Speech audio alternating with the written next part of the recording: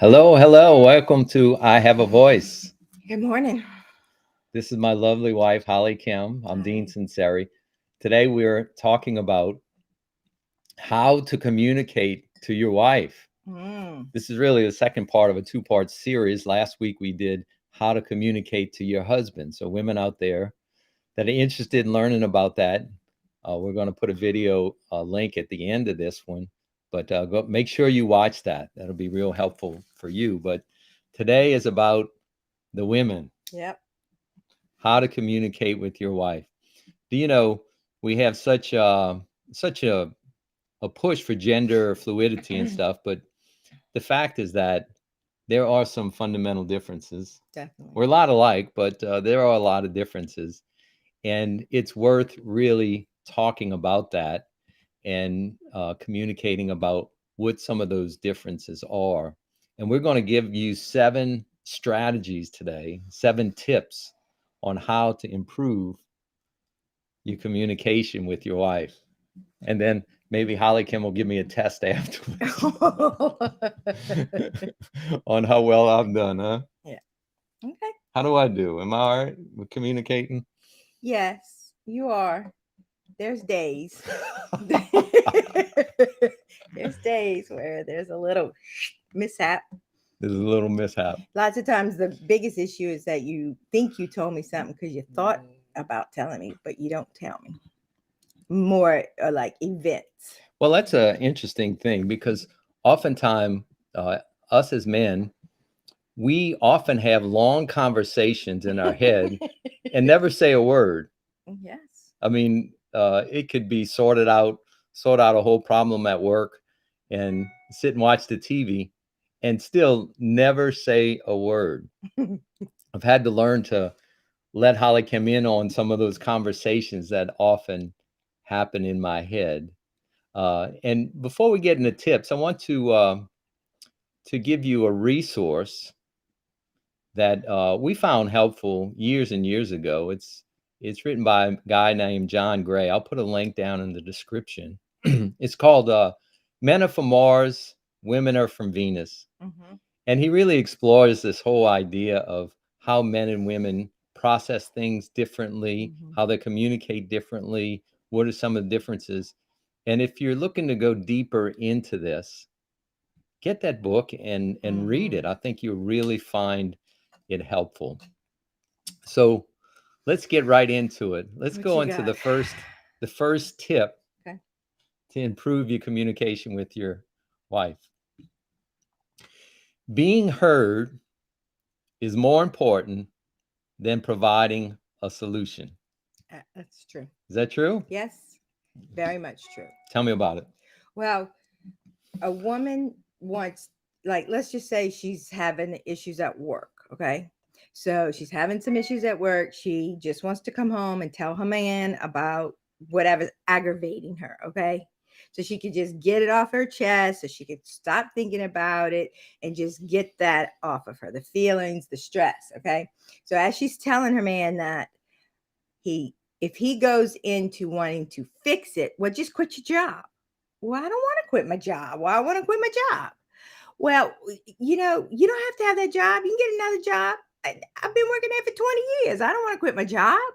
It's like he comes up with, he wants to eliminate the stress for his wife, which is a loving thing. It is. However, it doesn't come across loving. It comes across as you want to dismiss me. Yeah. And that does not work very well in communication versus saying, honey, I'm really sorry about what's happening at your job. Yeah. And then it's like, I know it's so aggravating. What can I do to help you, honey, tonight to just alleviate that stress? Yeah. Take the trash out.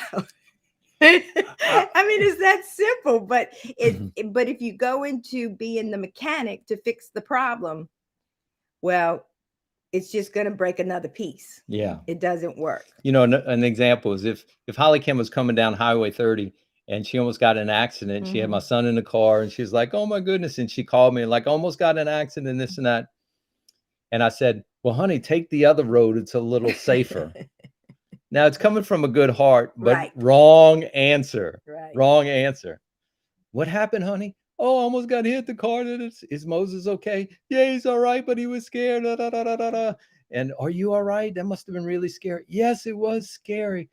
Look, tell the story, coach it out, listen, hear what your mind, hear what your heart, do those things. And then at the end of all that, you can slip in, listen, next time, consider taking the other way. It might be a little safer, but not up front. No. Because even though both of those approaches come Right. from a good heart, one's going to get one result where she feels dismissed and not heard and shut down. And the second one is, oh, I got such a great husband. And, I think we have to meet each other in the middle, because when men are concerned about problems, oftentimes they move to wanting to solve it, Right. and to not want to just talk about it. Right. And that is, it's one of the ways men love women. Is what? Is to try to fix it. However, the woman doesn't feel loved. Yes. So there's the honor of saying, thank you for trying to fix this for me because you love me. And what I really need right now is for you just to hear my story and, validate me that I am stressed out. Like, what I'm really stressed out about is it's yes. People would be stressed out about that. Yes. Yes. Well, that takes us into number 2. Oh, yeah. What we got? We got 7, but number 2 is listen without being defensive. Mm. Yeah. That's a big one. Yeah, listen without being defensive. Well, I must admit I'm guilty of this a lot. When HollyKem sometimes just makes comments, I'm already thinking about, what did I do to upset her, and why did I do that, and why do I need to defend myself, when it can be just a comment. It can be just a comment. And we have this interplay where oftentimes, if she's distressed, if she's upset, she externally processes, and it's not necessarily saying something negatively about me. Mm-hmm. And so how to listen without being defensive is very important. I often think that both, that could both go for men and women. Mm-hmm. But, we wouldn't be in relationship if we didn't love each other. Right. And it's so easy to go from feeling like we're friends to enemies. Yeah. It can happen so quickly. Boom. That quick. Yeah. But it's important to remember, no, you're my partner. You're my friend. Mm-hmm. And even though you're upset with this, below that is this very strong love and connection that we have for each other. And that's intact, whether on a higher level you're upset or not. And so when we have that understanding, it makes it easier to be a little less defensive, don't you think? Oh, yeah. Well, I know for myself what I had to do. I had to make a decision. This is a decision, okay? That in the beginning of our relationship, which now we've been married 30 years, July be 31. So in the beginning, and this is my second marriage, so the first one didn't go very well. I had to ask myself, if Dean would do something or something, I would have to ask myself, okay, does he love me? Yes. Would I marry anyone that would do something on purpose to hurt me? No. Would Dean do something on purpose where he's just thinking about, let me see how I can hurt HollyKem? No. So if I was hurt by Dean, I had to listen and realize first, before I open my mouth, that he didn't do it on purpose. Even though it happened and I'm hurt, I know he would not do it on purpose. So when I would come to communicate with him, or when I do go to communicate with him about something that has hurt my feelings, it's knowing from a good place that I need to say something, because if he continues it, it's not going to be very good. I'm going to be really, really hurt. Continues. However, if I come to him with something like that and I say, I know you didn't do this on purpose. You didn't mean to do this to hurt me. However, I am hurt. it's a lot easier for you to hear that, Yeah. right? Yeah. And then, but the first part, I have to get that before I communicate it to him. Then his defense mechanisms are going to be down instead of him fighting. And now we still don't ever get there. Yeah. I mean, you have to make a decision. What do you want in communication? Because a lot of people don't even know what they want. They just power struggle, power struggle, power struggle, and they really don't even know what they're fighting about. Or we don't even call it fighting. When we get into something, we call it challenging one another. But it's like they don't even know why they're power Right. struggling, why they're fighting. So the defense mechanisms come up, and then now you got to deal with all that damage that you said and all that ugliness. So if you come at it where, okay, this person is not trying to hurt me, and I get that first, then I can hear better. Yeah. There's a part of our brain, which is the old brain, Mm-hmm. Fight, flight. which when it gets activated, we Mhm. fight or we fly. Mm-hmm. And that's the two most common complaints that oftentimes in marriage counseling that we do, that the women say is, he's always withdraws whenever we have to deal with anything, Mhm. withdraws and never comes back, or instantly attacks. Mm-hmm. Well, what it tells me is that little part of the brain that's the fight or flight is getting hit with a shocker. And it's getting stimulated. And it's our job to manage that, to be aware of that, but to also, we manage that through knowing that we are friends, we are lovers, we are partners, we are in this together, and we can talk about difficult things, but still we're on the same team. So really work on learning to listen without reacting and being defensive. And if that part of the brain does get activated, you have to come up with strategies on what to do to help pull yourself out. Mm-hmm. That could be, look, I need a half an hour to get myself together, go for a walk, take a warm bath, listen to music, go jog, do something. But after that half an hour, always come back and reinitiate the conversation. Yeah, because it doesn't go anywhere. It just gets worse. It gets worse. The more you ignore it, the worse it gets. Yes. I've learned about that over time. So let's go to number 3, the third strategy. Listen with your heart and not just with your ears. Listen with your heart, not just with your ears. Look, it's one thing to listen and hear what's being said, but it's important to also perceive what is going on a heart level. And how do you perceive what's happening emotionally is that you perceive with your heart. When HollyKem's sad and upset, it does something to my heart to show me or tell me that she's in pain.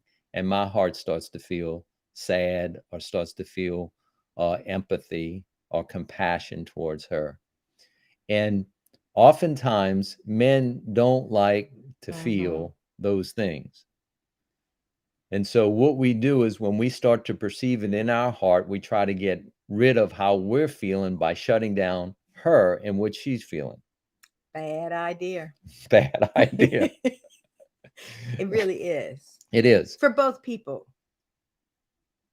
Yeah. For both people. It is a bad idea because it's almost like that's the way God designed it for you to perceive what's going on with other people, is that you get signals in your own heart.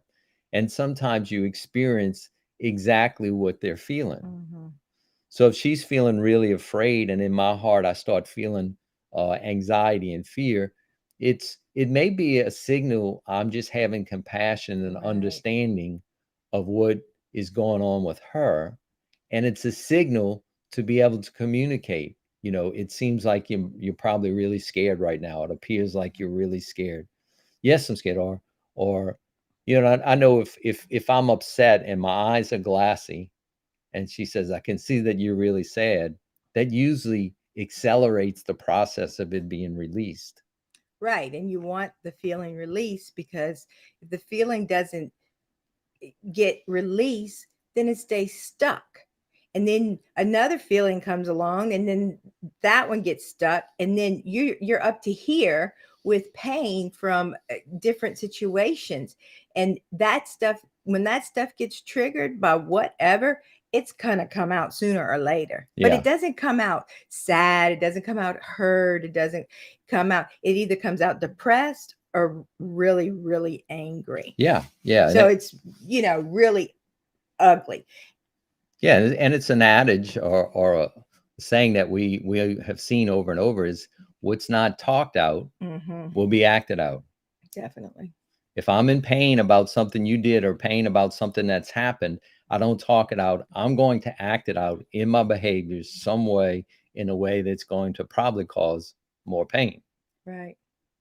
Well, and one of the things too is when you were talking about compassion, it's like that compassion and understanding is one of the most powerful ways to love someone. It's like for me to have a compassionate heart that you're hurting. And the hard part is, what if I was the one that did the hurting? I mean, that's, not a great place to be. But if I know in my own heart that I really, really didn't do it on purpose and I really didn't mean to hurt you, then I can listen to that. And even if something happens and I really hurt you and it was not a good gig, I can still forgive myself and forgive, to be able to hear with my heart and know that this person is suffering. And I mean, compassion is, when you have compassion for another human being, healing can happen. Yeah. Yeah. I mean, it's the one thing Jesus did.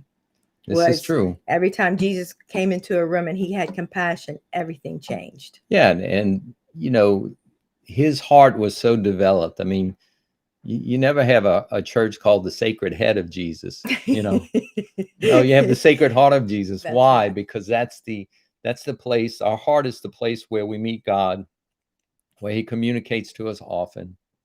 It's the place where we love from.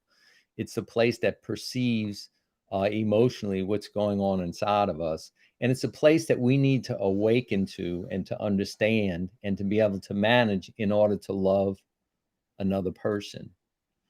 And so this is so important, not just for your wife, but just for people in general, parenting your children in all levels, is that you need to learn to listen, not only with your ears, but listen with your heart. So let's look at number 4.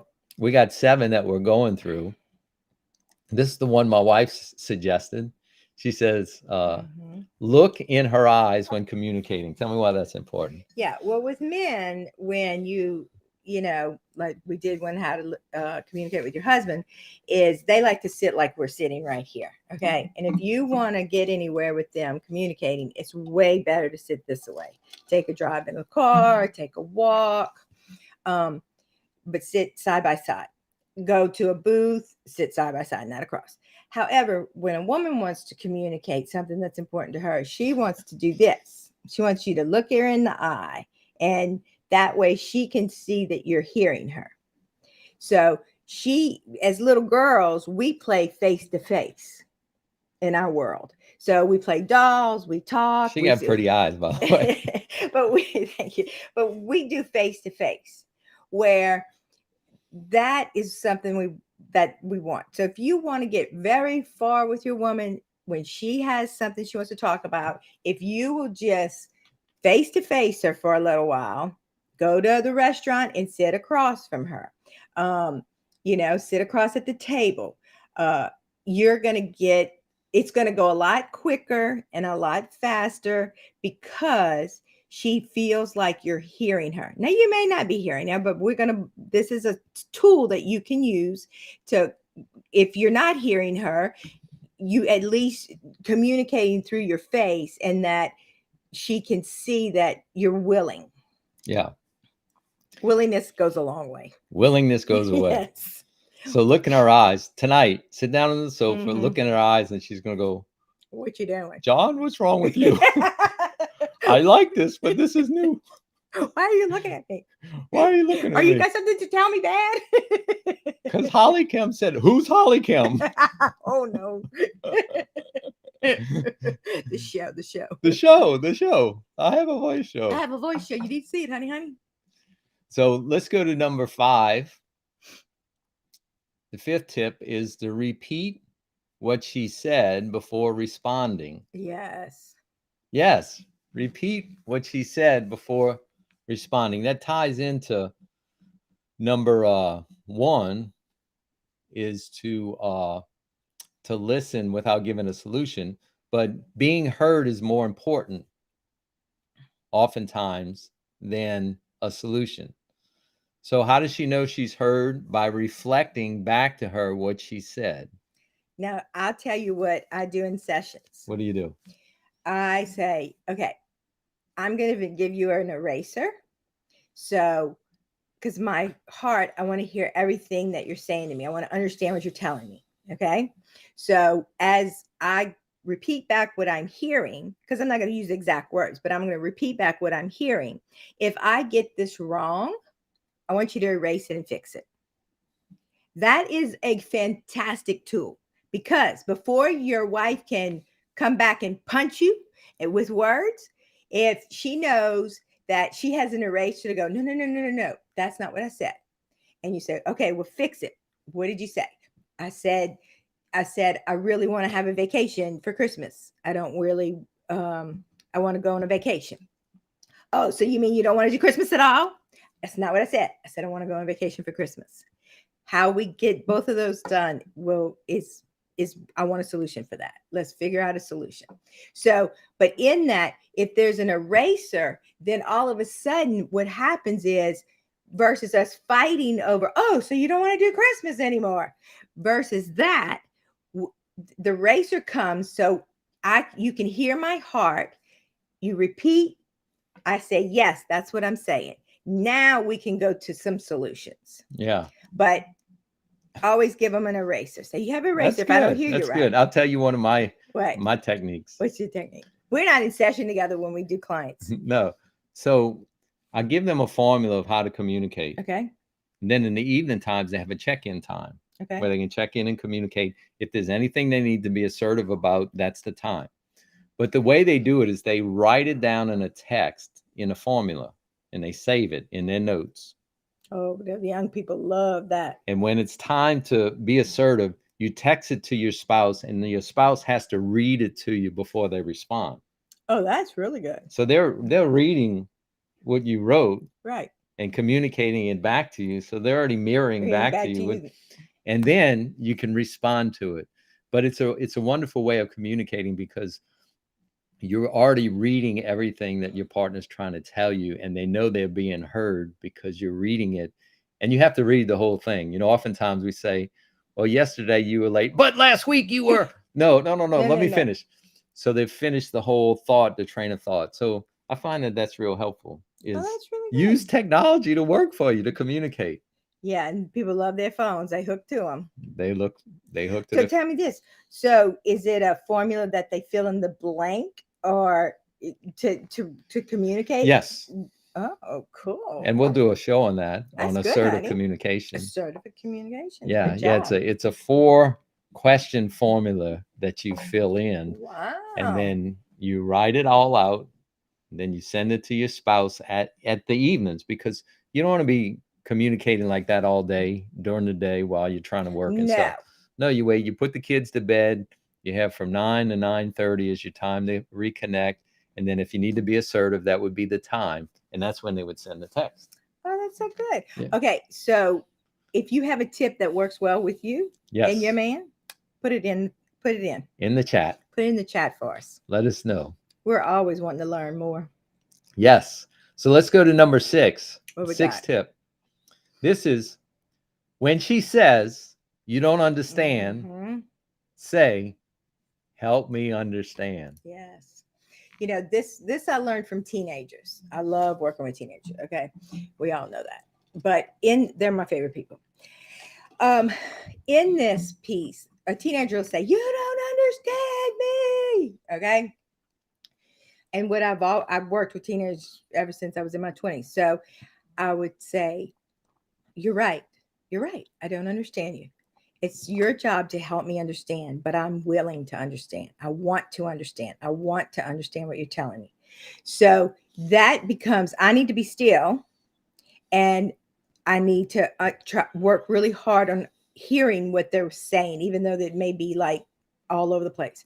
So if I am saying, you don't understand me, you don't understand anything I'm saying, if you come back and say, honey, help me understand.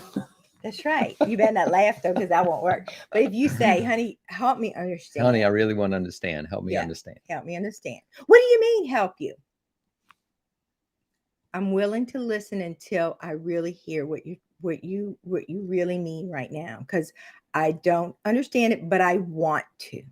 Look, if the men hear this out, if the solution is to be heard, yeah, for you, the solution is a solution. For the woman, oftentimes the solution is to be heard. Mm-hmm. So if you hear what's being said, that's 95% of the solution being taken care of. Yeah. So when she says, you don't understand, what do you Mm-hmm. say? Honey, help me understand. Help me. I want to know. Right. And do it more sincere than I'm doing it. Yeah. And look in her eyes. And look in her eyes. Right.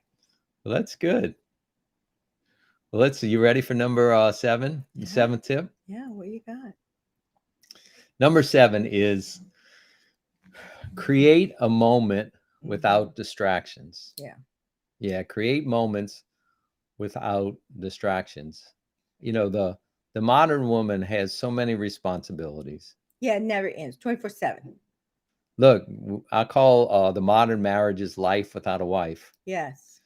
Because oftentimes, not always, but many families, both parents are working. Yeah. Both parents are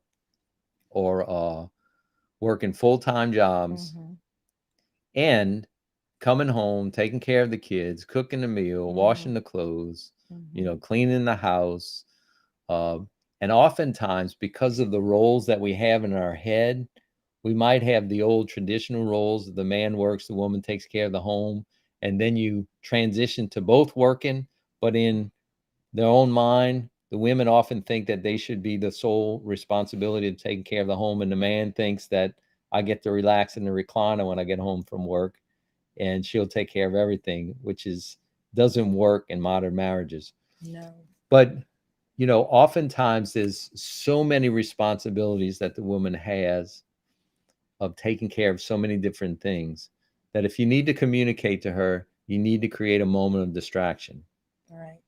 You put the kids out in the den and you say, you do not disturb me and your mom for the next half an hour unless it's an absolute emergency. We need to have some time to talk. And you create a space where you can communicate. Yeah. Or it could be, honey, let's go for a walk. Or I'll do the dishes. Or I'll go bake the kids. Or whatever it is. You do something extra to help where things can get done. Yeah. So make sure you create a moment or a place as much as possible without distractions, and put the phones down, leave them in the other room, and create a moment of 100% of your attention is given to her. Right. And you know what's interesting is this is with kids as well. It's like when you come, especially when your kids are little, but when you come home from work, you know, they want to tell you everything. And if you'll take that 15-20 minutes, look, it won't even last 20 minutes, but just say 20 minutes to just totally focus on them. Okay. They will be gone in 12 minutes. But if you don't, that's all night aggravating you, trying to tell you a story. So, but if you give them your undivided attention right away, sit down, let the briefcase down, you know, kick off the heels, whatever you got to do, and just listen and ask questions about their day, they're going to move on. But it's the same thing with your wife.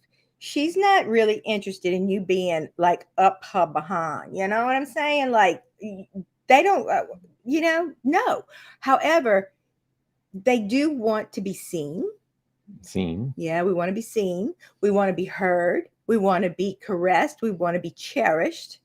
And we want to know that we're important. Because you've just given 8 hours, 10 hours, whatever away to every human being that has come into your sphere. And now I'm supposedly the most important person in your life. I just want to be seen. Want to be seen. I want to be seen. I want to be hugged. I want to tell I love you. I want to be cherished. And one of the things one of my girlfriends told me one time, like she grew up wealthy, very wealthy. And she said she would see this couple and she would say, "Oh, he keeps her. He keeps her well." And she said it a couple of times over, and then finally I'm like, "What are you talking about? Keep? What he's her sugar daddy? What are you talking about? That's my language." And she goes, "No, no, no, no, no. He loves her so much that he makes sure that she's not going to be gone because she has wore herself out taking care of him and everybody in their family. He wants to keep her in his life as long as possible. So instead of wearing her out, he keeps her by helping her or paying people to do things or sending her to get a massage, whatever it is that takes to keep her in his life, to keep her healthy, to keep her vibrant, to keep her cherished. When you want something to last, you cherish it. Yeah, it's nice. It's Yeah. nice. Well, that's so good. So men, see, hear with your heart, Mm-hmm.